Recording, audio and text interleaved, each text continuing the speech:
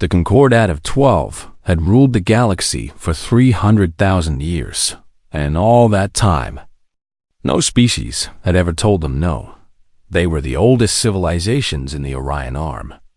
Beings of crystal and light, of ancient metal and living stone.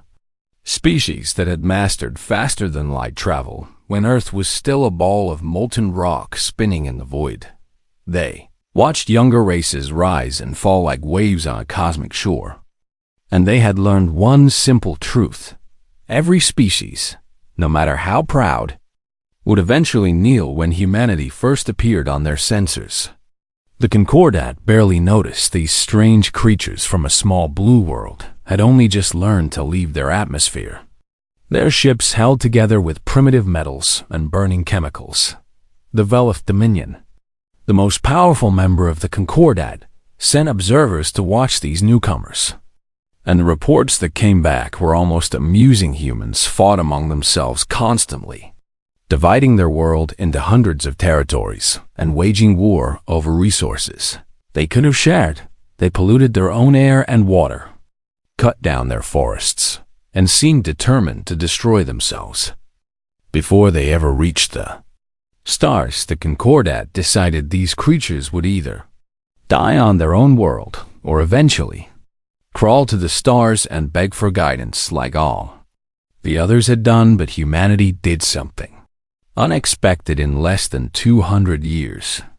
They went from their first orbital flight to colonies on Mars and mining operations in the asteroid belt. They built stations around Jupiter and sent probes to the edge of their solar system. And when they finally developed faster than light travel, they did not send diplomats or traders first. They sent explorers, scientists, families looking for new homes, and soldiers ready to protect them. The Concordat watched with growing unease as human colonies spread across dozens of star systems. These primitives were not waiting for permission or guidance. They were simply taking what they wanted, as if the galaxy belonged to anyone brave enough to reach for an ambassador. Keth Vorn of the Velith Dominion was chosen to deliver the message that would put humanity in its place. He was ancient even by Velith standards, a being of crystalline flesh and cold light who had watched empires crumble and species vanish into extinction. He had delivered the tributary accords to 100 worlds, and every single one had accepted. The accords were simple: submit to Concordat authority, limit your population growth, cap your technology at approved levels, and pay tribute in resources and labor in exchange. Your species would be protected and guided by the wisdom of the 12 Cathovran, arrived at Earth with a fleet of 100 warships, each one capable of burning a continent to glass. He broadcast his message across all human frequencies, certain that these young creatures would tremble at the sight of such power. The Velith ambassador appeared on every screen on Earth and every human colony, his crystalline form glowing with ancient authority.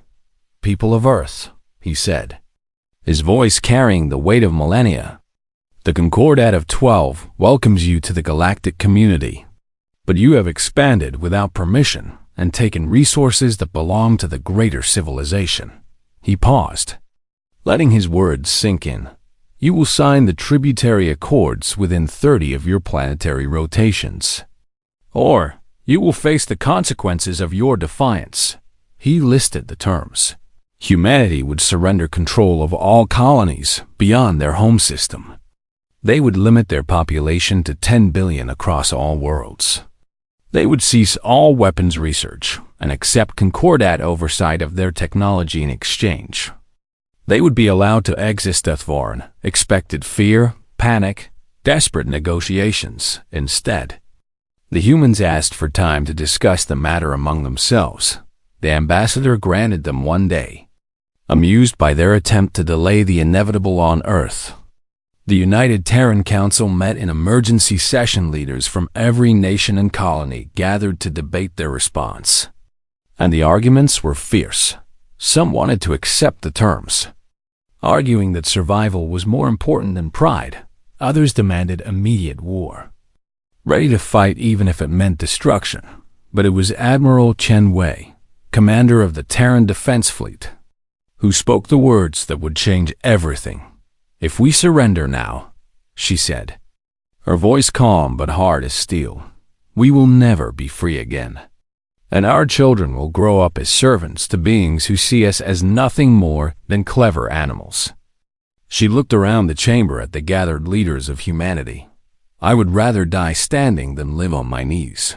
The vote was not unanimous, but it was overwhelming when Kefvorin received a human response. He did not believe what he was reading. The message was short, broadcast on all frequencies for the entire galaxy to hear. "The people of Earth and all human territories have considered your generous offer, and we decline." The ambassador demanded clarification. Certain there had been some mistake, the humans clarified. They would not sign the accords. They would not surrender their colonies. And they would not accept Concordat authority over their future. If the Concordat wanted to take what humanity had built, they would have to come and take it. Kefvorin felt something he had not experienced in 10,000 years. Genuine surprise. No species had ever refused the accords, not the Kethmari with their hive fleets, not the Varath with their warrior clans, not even the silicon-based Lithborn who had fought for 3 centuries before finally accepting defeat. These humans, these primitives who had barely learned to walk among the stars, had looked at the mightiest power in the galaxy and said no. Concordat's response was swift and terrible. All 12 member species agreed that humanity must be made an example if one young race could defy them. Others might find the courage to try. The largest armada in galactic history began to assemble. 10,000 warships from a dozen species. Weapons that could crack planets and snuff out stars. Soldiers who had conquered 1,000 worlds. They would descend upon humanity like a storm and erase this defiant species from existence. But as the fleet gathered and the countdown to invasion began, something strange happened across the human territories. There was no panic, no chaos, no desperate attempts to flee. Instead, the humans began to prepare factories that had built consumer goods, switched to weapons. Production scientists who had studied peaceful applications of technology began designing new ways to kill civilians, trained with whatever weapons they could find, ready to fight in the streets if the enemy reached their homes and across every human world. A single phrase appeared on walls and screens and banners, the words that would define their struggle. "We do not kneel." The galaxy watched in confusion as this young species chose extinction over submission.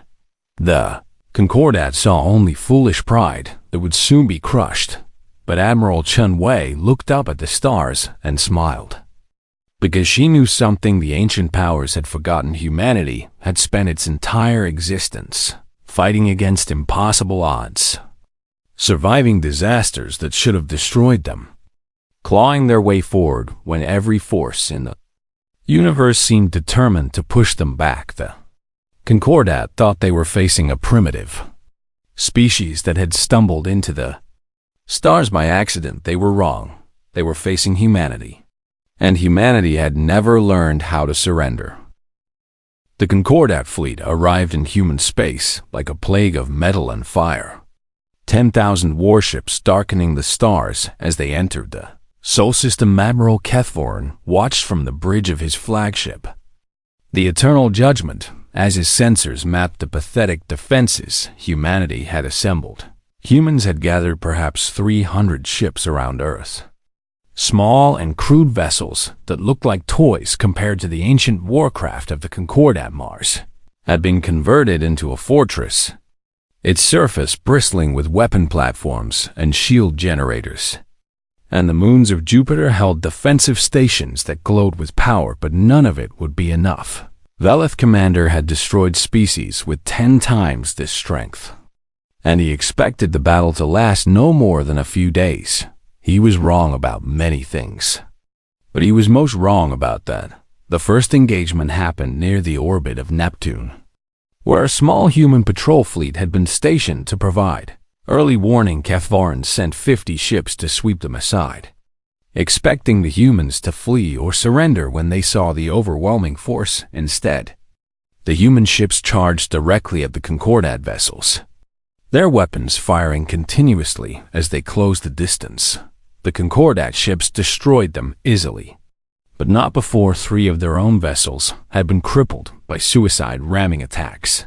Human pilots had driven their ships directly into the enemy at full speed, using their own deaths as weapons. Kethvaran felt the first cold touch of unease. No species fought like this. Even the most fanatical warriors valued their own survival enough to retreat when defeat was certain, but these humans seemed to have no fear of death at all. The fleet pressed forward, and the pattern repeated at every engagement. Human ships would attack forces 10 times their size, fighting until they were destroyed, rather than withdrawing. Ground forces on the outer colonies refused to surrender even when surrounded, forcing the Concordat to destroy entire facilities rather than accept their defiance. And everywhere the invaders went, they found traps, minefields hidden in asteroid belts, weapons platforms disguised as civilian stations, even cargo ships loaded with explosives that detonated when Concordat vessels came close enough to investigate. By the time the fleet reached Mars, they had lost over 500 ships. It was a tiny fraction of their total force, but it was more than Kethvaran had lost in his entire career.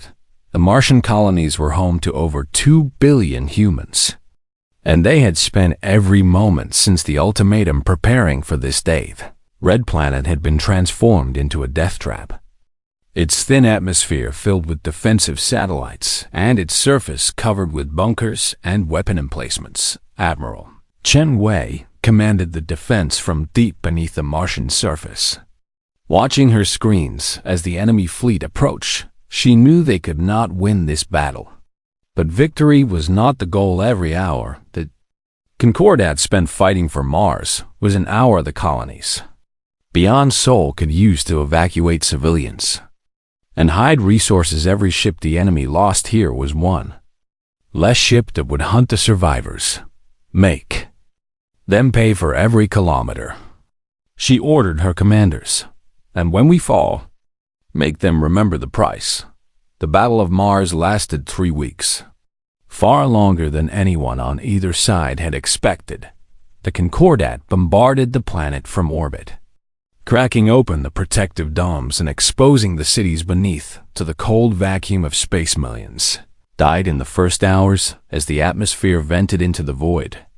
But the survivors kept fighting. Human soldiers in sealed armor emerged from bunkers to attack landing parties, engaging in brutal close combat with enemies who had expected easy conquest. Pilots flew damaged fighters into Concordat ships, their final transmissions defiant curses against the invaders. Children and elderly who could not fight worked in underground factories, building more weapons and ammunition for those who could. When the Velith finally broke through the last defensive line and their soldiers marched into the command center, they found Admiral Chen Wei waiting for them. She was wounded, her uniform torn and stained with blood, but she stood straight and met the enemy with steady eyes. "You have won nothing," she told them as they raised their weapons, "because we have already sent our people into the dark, and they will never stop fighting until your empire is ash." The Concordat executed her on the spot, but her words spread across the galaxy as a final broadcast reached every human frequency. Fall of Mars was followed by the assault on Earth itself. Luna fell in a single day, its smaller population unable to mount the same resistance, and humanity's homeworld lay exposed to the enemy fleet. Kethvaran demanded unconditional surrender, promising to spare the civilian population if Earth's remaining defenders laid down their arms. The response came from General Marcus Stone, commander of the last Terran Defense Force. "Come down here and take it." The invasion of Earth was the bloodiest battle in the history of the Concordat. Humanity had spent thousands of years learning to fight on this world. And they used every trick they had ever learned. Against the invader cities became death traps where enemy soldiers vanished into rubble and never emerged forests. And mountains hid guerrilla fighters who struck without warning and disappeared before retaliation could come. Even civilians who had never held a delay weapon fought with knives, rocks, and their bare hands rather than submit to alien rule.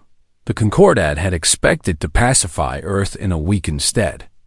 The campaign dragged on for months, consuming ships, soldiers, and resources at a rate that shocked the ancient strategists. When the last organized human resistance finally fell, the Concordat had won their victory, but the cost was staggering. Of the 10,000 ships that had entered the Sol system, fewer than 1,000 remained operational. Millions of Concordat soldiers lay dead on human worlds, killed by an enemy they had dismissed as primitive and weak. And the surviving humans, those who had escaped the slaughter and fled into the vast darkness between stars, were gone beyond the reach of any pursuit. Catharon stood on the scorched surface of Earth and looked up at the smoke-filled sky. He had conquered this world, burned its cities, and broken its defenders.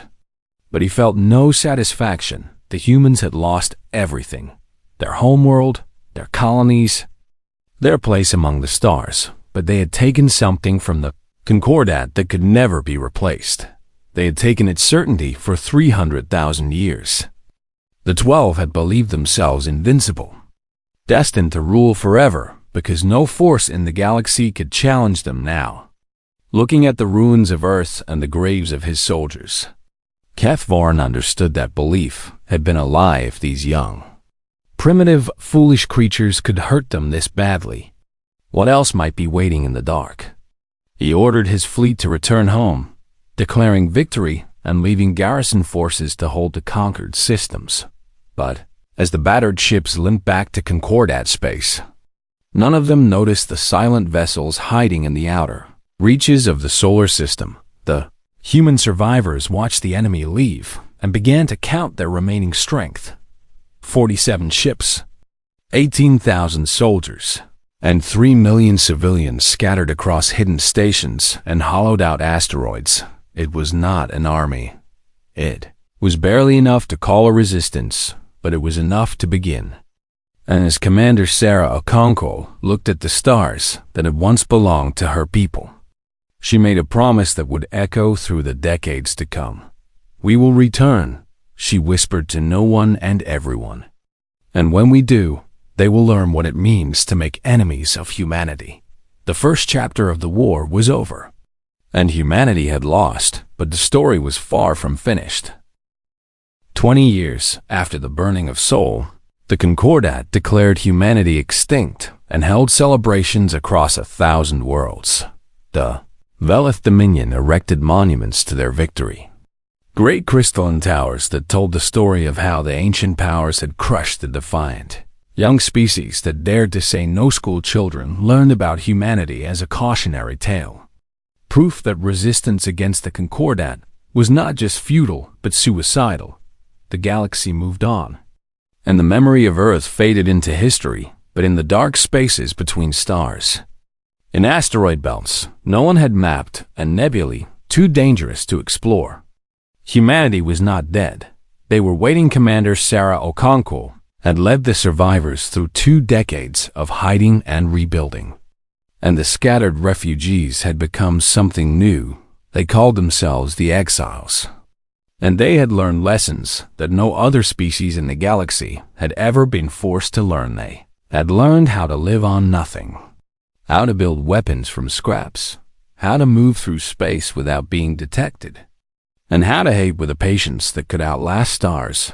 The first attack came without warning. A Velith cargo convoy disappeared near the Kethmari border. 12 ships carrying supplies to a mining colony that never arrived at their destination.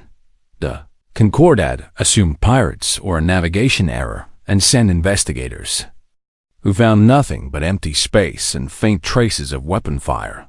3 months later, it happened again. A military patrol vanished in a region that had been declared safe for centuries. Then, a communication relay went dark, cutting off an entire sector from the galactic network. Then a fuel depot exploded, destroying itself and the ships that had come to refuel. The Concordat began to worry. The attacks were not random. Someone was studying their patrol routes, their supply lines, their communication networks, and striking at exactly the right moments to cause maximum damage with minimum risk. But every investigation led nowhere. Every search found only empty space, and every trap failed to catch the phantom attacker's ambassador, Kethvorin. Now the senior military commander of the Velith fleet was pulled from retirement to address the crisis. He studied the reports and felt a chill run through his crystalline body as he recognized the pattern. "It is them," he told the Concordat Council. "The humans survived, and they are hunting us." The Council refused to believe him at first. They had burned Earth, destroyed the human fleet, and scattered the survivors into the void. How could such a broken species possibly threaten the mightiest civilization in the galaxy? But Kethvar knew what he had seen in those final days on Earth. The look in human eyes that said they would never stop, never forgive, never forget. He had made a terrible mistake by letting any of them escape. The truth became impossible to deny when the attacks grew bolder. Human commandos appeared on a Concordat space station, killed everyone aboard, and vanished before reinforcements could arrive. Velith Colony World woke to find its orbital defenses destroyed and a message broadcast across every screen. "We remember Earth." A convoy of refugee ships from an oppressed species was intercepted by Concordat hunters, only for the hunters to be ambushed and destroyed by ships that matched no known human design. The humans had spent 20 years in the darkness, and they had not been idle. They had captured enemy vessels and studied their technology. Learning secrets the Concordat had kept hidden for millennia, they had built new ships in hidden shipyards.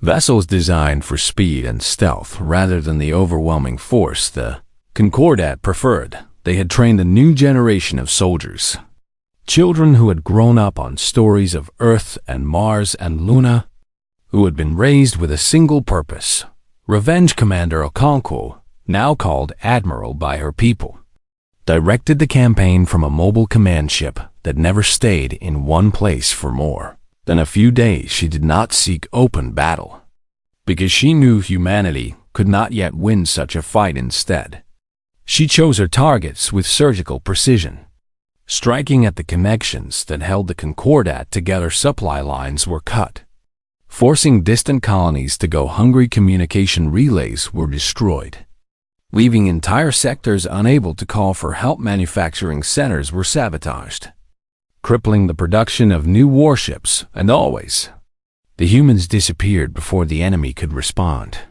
melting back into the darkness like ghosts. The Concordat had never faced an enemy like this.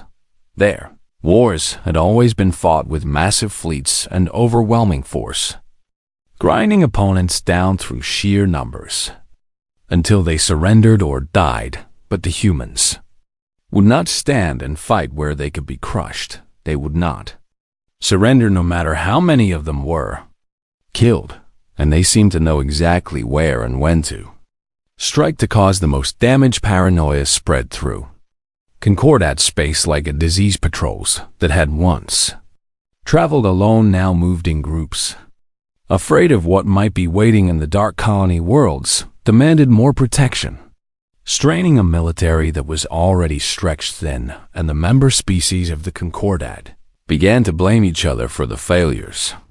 Old tensions rising to the surface as the losses mounted. The Velith accused the Kethmari of providing intelligence to the humans. The Kethmari claimed the Varath were deliberately sabotaging investigations.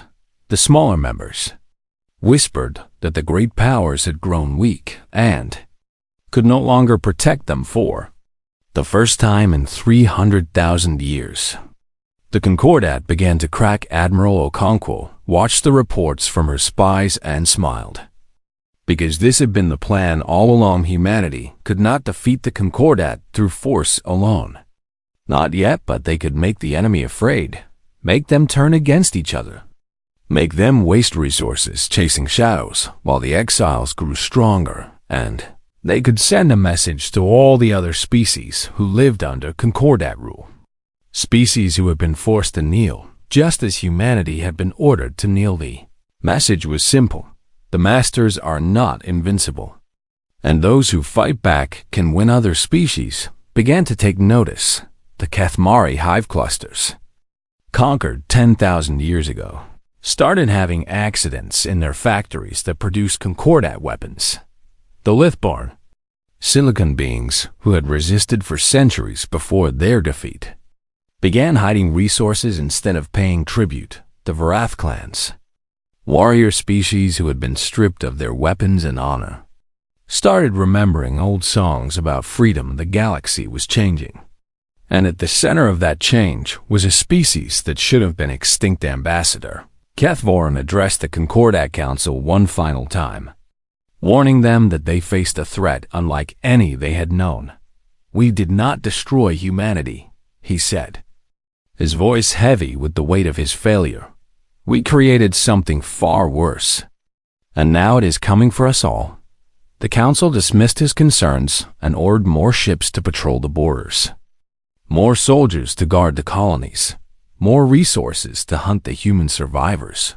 But as they gave their orders and made their plans, the stars themselves seemed to grow quiet. Communication signals that had once filled the void fell silent one by one. Ships vanished into the dark and never returned, and somewhere in the endless night between stars, humanity was gathering its strength for what would come next. The silence had begun, and it was only growing deeper. 50 years had passed since the burning of Earth, and the galaxy had learned to fear the darkness between stars. The Concordat of 12 was no longer the unshakable empire it had once been. Two of its members had withdrawn entirely, retreating to their home systems and refusing to answer calls for aid. 3 more were on the edge of civil war, their populations divided between those who wanted to continue fighting and those who wanted to negotiate, and the remaining 7 argued endlessly about how to defeat an enemy they could not find, could not understand, and could not seem to kill. But the humans had not spent these decades only fighting and hiding. They had been building something new. Admiral Yuki Tanaka stood on the bridge of the TSS Remembrance, flagship of the Terran Exilic fleet, and looked at the armada gathering around her. 3,000 human warships filled the void, vessels built in secret shipyards scattered across 100 hidden locations. But they were not alone. Beside them flew the hive ships of the Kathmari, massive organic vessels that had once served the Concordat, but now carried the banner of freedom. The Lithburn had sent their stone-hulled cruisers, ancient ships that had waited in hidden caves for 10,000 years for this moment. The Varath clans had rebuilt their warrior fleet in secret, their crews eager to reclaim the honor that had been stolen from them. It was the largest alliance the galaxy had ever seen, united not by conquest or tribute, but by a shared enemy and a common dream. Admiral Tanaka was the granddaughter of a woman who had died on Luna in the first hours of the invasion, and she had been raised on stories of that day. Her mother had escaped on one of the last ships to leave Seoul, carrying the infant Yuki in her arms as Earth burned behind them. She had grown up in the darkness, trained for war from the moment she could walk, and she had waited her entire life for this day. The plan was bold, perhaps too bold for any species but humanity to attempt. They would not try to liberate Earth, not yet. Instead, they would strike at the heart of the Concordat itself, Kethvora Prime, the homeworld of the Velith Dominion. If the Velith fell, the Concordat would shatter, and the other species would be free to choose their own futures before the attack began. Admiral Tanaka ordered a broadcast sent across every frequency in the galaxy. Face appeared on screens in Concordat command centers, in conquered colonies, in hidden resistance cells. and in the halls of power where the ancient masters had ruled for so long. 50 years ago, she said, her voice steady and cold. Your Concordat came to our world and demanded that we kneel, and when we refused, you burned our home and killed billions of our people. She paused, letting the words sink in. You thought you had destroyed us. But you were wrong, because we survived, we rebuilt. And we remembered every world that cheered while Earth died. Her eyes seemed to look directly at every viewer, human and alien alike. Now we have come to show you what happens when you try to break a species that refuses to be broken. The invasion of HFY Prime began with a strike on the orbital defense network human. Ships emerged from faster-than-light travel inside the defensive perimeter, catching the Velith completely off guard. The battle in orbit lasted only hours as the Allied fleet swept aside defenders who had never expected to fight above their own homeworld.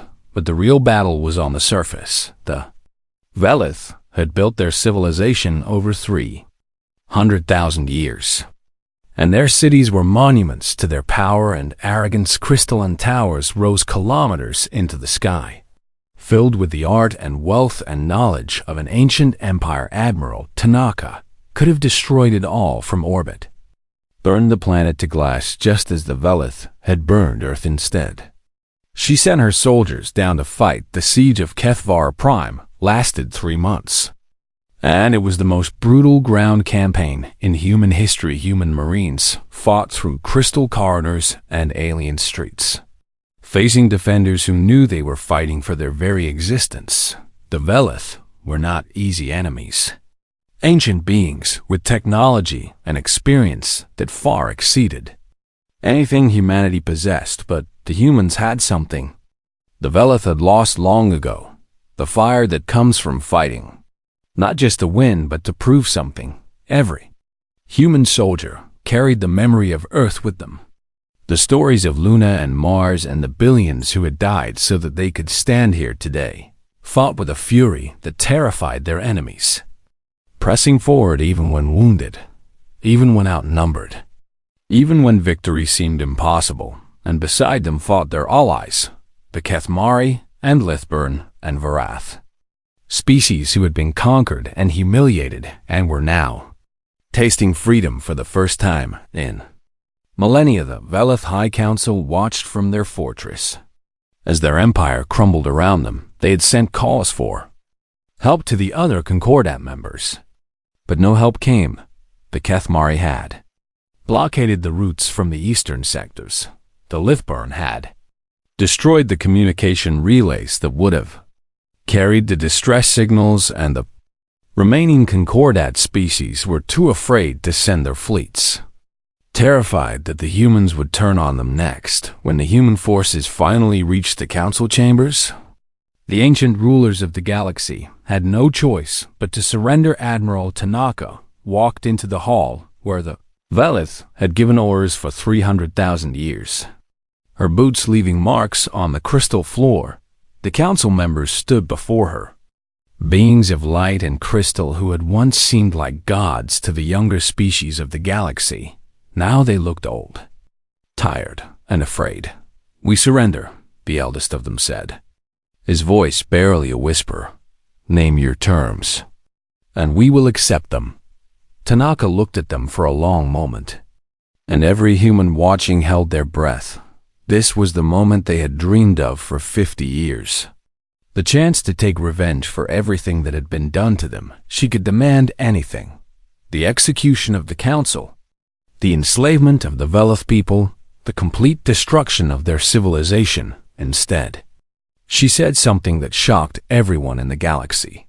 We do not want your empire, she told them. We do not want your wealth or your technology or your submission. She stepped closer, and her eyes were hard as steel. We want you to remember, to teach your children and your children's children what happened here, and to make sure that no species ever again faces what we faced. The Velith stared at her in confusion. That is all? The eldest asked. That is everything, Tanaka replied. because we did not come here to become like you. We came here to prove that we are better than you ever were." She turned and walked out of the chamber, leaving the defeated rulers to contemplate a mercy they had never shown to anyone else. The news spread across the galaxy like wildfire. The Velith had surrendered. The Concordat had fallen, and the humans had not become conquerors. Other species watched in amazement as the Terran fleet withdrew from Kethvara Prime, leaving the planet damaged but intact. Its people shaken but alive. It was not the behavior of a victorious empire. It was something new, something the galaxy had never seen before. And as the dust settled and the survivors began to rebuild, the word spread from star to star. Humanity had won not just the war, but something far more important. They had proven that power did not require cruelty, and that the strongest victory was the one that did not require becoming a monster to achieve. 100 years had passed since the day Ambassador Kethvoran delivered his ultimatum to Earth, and the galaxy had been transformed beyond recognition. The Concordat of 12 existed only in history books, a cautionary tale about the dangers of arrogance and the folly of underestimating those you consider beneath you. In its place stood something new, the Stellar Compact, a coalition of over 200 species bound together not by tribute and fear, but by mutual respect and shared purpose. And at the heart of this new order stood humanity, the species that had once been dismissed as primitive and marked for extinction. The last survivors of the old Concordat had retreated to their ancient homeworlds, stripped of their empires, but allowed to live in peace. Admiral Tanaka's decision to show mercy at Kethvara Prime had seemed strange to many at the time, but history had proven her wisdom. The Velith, humbled but not destroyed, had become reluctant partners in building the new galaxy. They shared their ancient knowledge with species they had once enslaved, and their scientists worked alongside human researchers to unlock technologies that would benefit everyone. It was not friendship, not yet, but it was a beginning. Earth had been restored.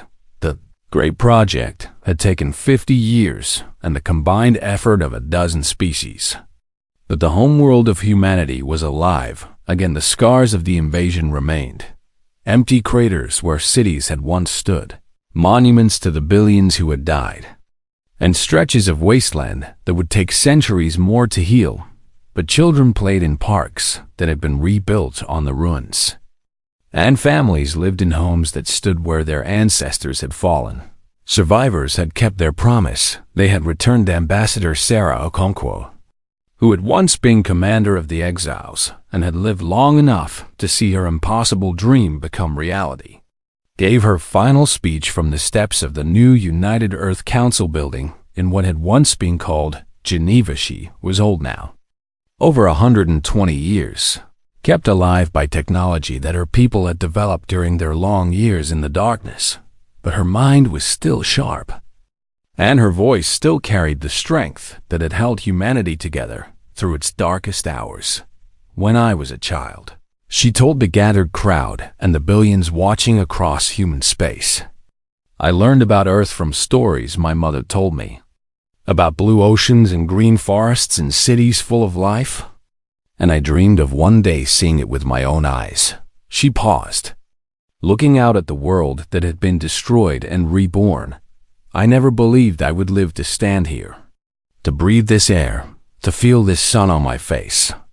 But here I am, and here we all are, because we refuse to give up on this world and on each other.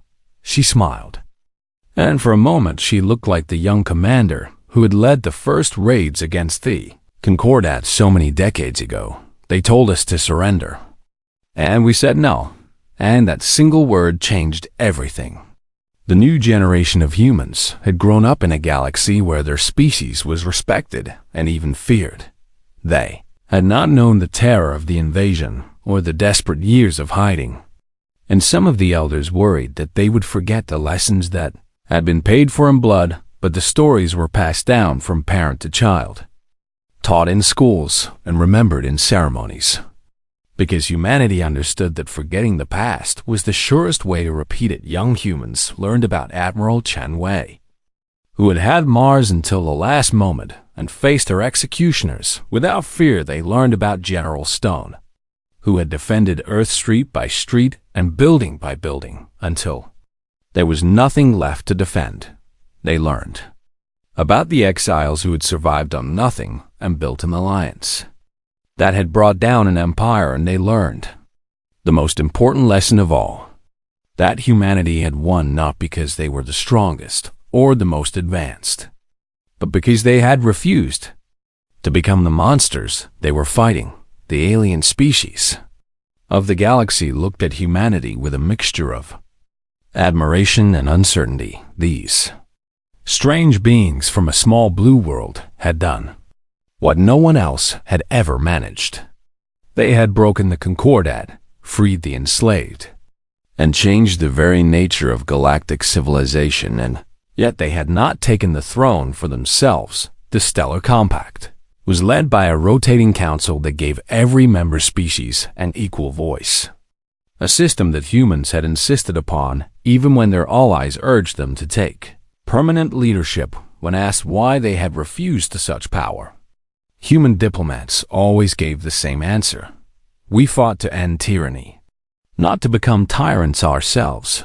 Some species were still afraid of humanity, and perhaps they had reason to debate. Humans had shown what they could do when pushed to the edge, the terrible fury they could unleash when everything they loved was threatened. But they had also shown something else, something that gave the galaxy hope, the ability to win without losing themselves, to achieve victory without becoming the enemy. The old powers who still remembered the Concordat watched humanity carefully, waiting for them to reveal their true nature, to begin conquering and demanding tribute like every dominant species before them. But years passed, and decades, and humanity kept its word. They built instead of destroying, shared instead of hoarding, and welcomed new species into the compact instead of subjugating them. And slowly, generation by generation, the galaxy began to trust them. Young Vela student asked her human teacher one day why his species had shown mercy to hers when they had every right to seek revenge.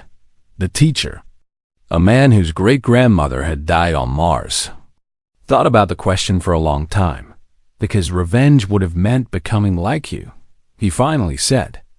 And we did not fight and die and sacrifice everything just to turn into another Concordat. He looked at his student with eyes that held no anger, only a quiet sadness for all that had been lost. We wanted to prove that there was a better way, that strength does not have to mean cruelty, that you can win without destroying everything your enemy cares about. And I think we did prove it, even if it took 100 years and billions of lives. The student nodded slowly, and something changed in her crystalline eyes for the first time. She began to understand not just what humanity had done, but why, and she began to wonder if her own species could learn to be something better than what they had been that night. She looked up at the stars from the surface of Kethvar Prime and thought about the strange beings who had come from so far away. They had been given every reason to hate, every justification for vengeance, every excuse to become the very thing they had fought against, and they had chosen differently. Perhaps that was the real reason the galaxy had changed. Not because humanity was the strongest or the bravest or the most determined, but because they had proven that the cycle of conquest and submission could be broken. The stars had gone silent once. When humanity refused to surrender, now they were full of voices again. Hundreds of species talking and trading and building together. And when young beings of any kind looked up at the night sky and asked what was out there, the answer was no longer fear, it was hope, because somewhere among those stars were the humans, the species that had taught the galaxy a new way to be strong, and as long as they remembered that lesson, the silence would never return.